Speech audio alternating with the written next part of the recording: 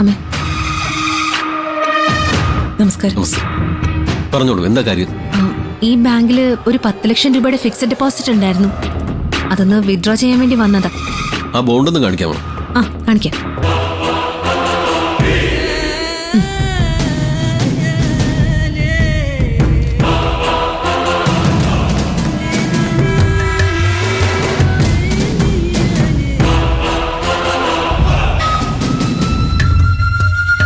ഇതൊരു അശോകന്റെ പേരിലുള്ള ഡെപ്പോസിറ്റ് ആണല്ലോ. പോരാത്തതിന് മെച്ചൂറും ആയിട്ടില്ല. അതിന് ഇനി ഒരു 6 മാസം കൂടി കഴിയണം. അശോകൻ എന്ന് പറയുന്നത് എന്റെ അച്ഛനാണ് സർ. ഇതെന്റെ അമ്മയാ. മെച്ചറായിട്ടില്ലെന്ന് ഞങ്ങൾക്കും അറിയാം. ഇൻട്രസ്റ്റ് കട്ട് ചെയ്തിട്ടാണെങ്കിലും കുഴപ്പമില്ല. കുറച്ച് അത്യാവശ്യം ഉണ്ടായിരുന്നു, അതാ. എന്തായാലും ഈ പണം എടുത്തേ പറ്റൂ. ഇൻട്രസ്റ്റ് റേറ്റ് കട്ട് ചെയ്തിട്ട് മെച്ചൂർ ഡേറ്റിന് മുൻപ് വേണമെങ്കിലും ക്യാഷ് വിഡ്രോ ചെയ്യാം. പക്ഷെ അശോകൻ നേരിട്ട് വരണം. എന്റെ അച്ഛൻ സുഖമില്ലാതെ കിടക്കാണ് സർ. പാരലറ്റിക് അറ്റാക്കാ. ഒന്ന് അനങ്ങാനോ മിണ്ടാനോ പോലും ആവാതെ വീട്ടിൽ തന്നെ കിടക്കുക. അങ്ങേരിപ്പോ വീൽ ചെയറിലാണ് സർ. സത്യം പറയാലോ, ചികിത്സയ്ക്കായി പോലും ഞങ്ങളുടെ കയ്യിൽ 5 പൈസ ഇല്ല. അതുകൊണ്ടാ പലിശ വേണ്ടെന്ന് വെച്ചിട്ടായാലും ഈ പണം എടുക്കാന്ന് വെച്ചത്. അതൊക്കെ ശരിയാ, പക്ഷെ ഇതത്ര ഈസി ഉള്ള കാര്യമല്ല. ലീഗൽ പ്രൊസീജിയേഴ്സ് ഒരുപാടുണ്ട്.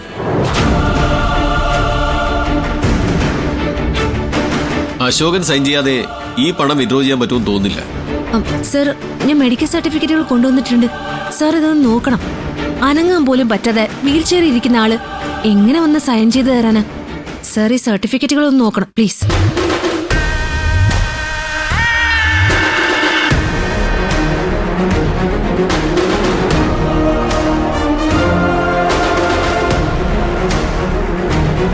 അശോകൻ പാരലിറ്റിക് ആണെന്ന് ഈ രേഖകളിലുണ്ട്. അങ്ങനെയാണെങ്കിൽ ഇദ്ദേഹത്തിന്റെ നോമിനിക്ക് മാത്രമേ ഈ പണം വിഡ്രോ ചെയ്യാനുള്ള അധികാരമുള്ളൂ.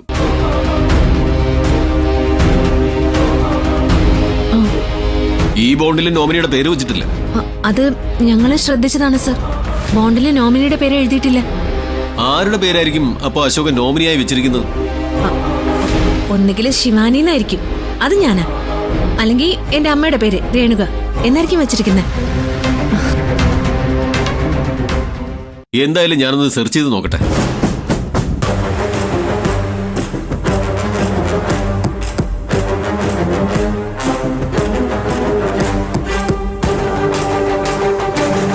ഒരു കാര്യം ചെയ്യാം, ഞാൻ 1 മണിക്കൂറിനകം നിങ്ങളുടെ വീട്ടിലേക്ക് വരാം. എനിക്കെന്തായാലും അശോകനെ നേരിൽ കണ്ട് ബോധ്യപ്പെടണമല്ലോ.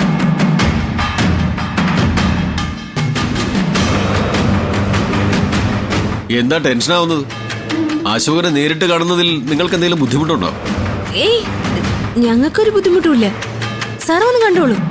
നേരിട്ട് കാണുമ്പോൾ ഞങ്ങളെ പറഞ്ഞത് ശരിയാണെന്ന് സാറിന് ബോധ്യപ്പെടും. സാറ് ഇന്ന് തന്നെ വരുമോ? മാക്സിമം 1 മണിക്കൂറിനകം ഞാൻ അങ്ങ് എത്തിക്കോളാം. ആ ശരി, thank you sir. Thank you sir. ശരി.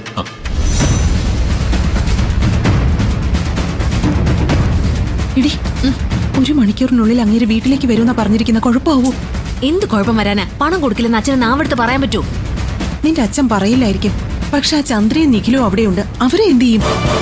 അവരുടെ കാര്യത്തിലല്ലേ ഞാൻ എന്തെങ്കിലും മാർഗം കണ്ടുപിടിച്ചോളാം. എങ്ങനെയായാലും ഈ 10 ലക്ഷം രൂപ എന്റെ കയ്യിൽ കിട്ടിയേ പറ്റൂ. അത് കഴിഞ്ഞിട്ട് വേണം എനിക്ക് പണി തുടങ്ങാൻ. എന്താ വരുന്നില്ലേ? ആ ഇങ്ങോട്ട്.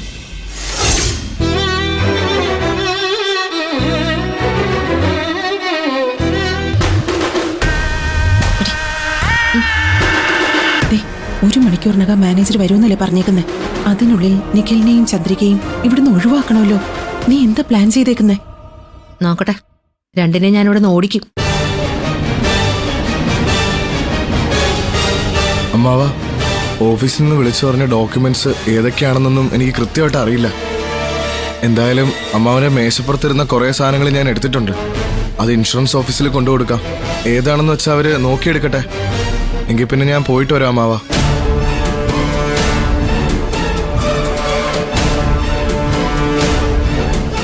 ആ ശല്യം ഒഴിഞ്ഞു കിട്ടി. ഇനിയിപ്പോ ചന്ദ്രികയുടെ കാര്യം. അമ്മ ഇങ്ങോട്ട് വന്നേ, വാ.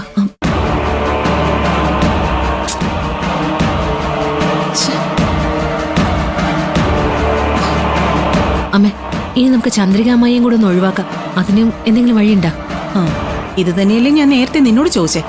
ഇപ്പൊ തിരിച്ചു ചോദ്യം എന്നോടായോ? അപ്പൊ നിന്റെ കയ്യിൽ ഐഡിയ ഒന്നും ഇല്ലേ? അല്ല നമുക്കേ അവരെ പിടിച്ച് ഏതെങ്കിലും മുറി കൊണ്ടുപോയി പൂട്ടിയിട്ടാല. അക്രമം മാത്രമേ കയ്യിലുള്ളൂ, ബുദ്ധിപരമായിട്ട് ഒരു ഐഡിയയും കയ്യിലില്ലല്ലേ? അല്ല, പറഞ്ഞിട്ട് കാര്യമില്ല. ഈ പറഞ്ഞ ബുദ്ധി എന്ന ഐറ്റം കയ്യിലുണ്ടായിരുന്നെങ്കിൽ നീ ഇപ്പൊ ഇവിടെ വന്ന് നിൽക്കില്ലായിരുന്നല്ലോ. നല്ല അന്തസ്സായിട്ട് ഈശ്വരമംഗലത്ത് പോയി താമസിക്കേണ്ടവളാ. ദേ അമ്മേനെ വെറുതെ ദേഷ്യം പിടിപ്പിക്കില്ലേട്ടാ. ഉള്ളത് പറയുമ്പോ ദേഷ്യപ്പെട്ടിട്ട് കാര്യമൊന്നുമില്ല. വല്ലവരുടെ അക്കൗണ്ടിൽ കിടക്കുന്ന 10 ലക്ഷം എടുക്കുകയും വേണം. കയ്യിലാണെങ്കിൽ തരുമ്പിരും ബുദ്ധിയില്ല. ദേ വെറുതെ ആ പല്ല് കൂടി കടിച്ചു പിടിച്ച് ഇളക്കി കളയണ്ട. ചന്ദ്രികയെ ഒഴിവാക്കണോ അല്ലേ? ഞാൻ നോക്കിക്കോളാം, നീ ഇങ്ങോട്ട് വന്നേ.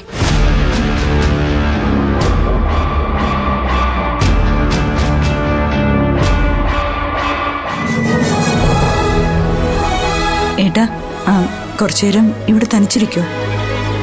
അടുക്കളയില് ഒരു തരി മുളക് പൊടി പോലും ഇല്ല. ഞാൻ പോയി ഒരു പാക്കറ്റ് മുളക് പൊടി വാങ്ങിച്ചിട്ട് വേഗം വരാമേ.